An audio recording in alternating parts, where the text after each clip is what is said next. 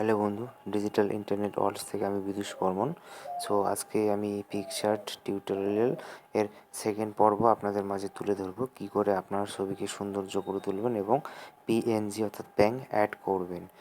বন্ধুরা, এর আগের টিউটোরিয়ালে আমি আপনাদের বলেছি যে আপনি পিকচার্ট এর আগের ভার্সনটা নেবেন, অর্থাৎ 2016 ভার্সনটা একটু নর্মালি কাজটা হলেও একটু কঠিন আছে।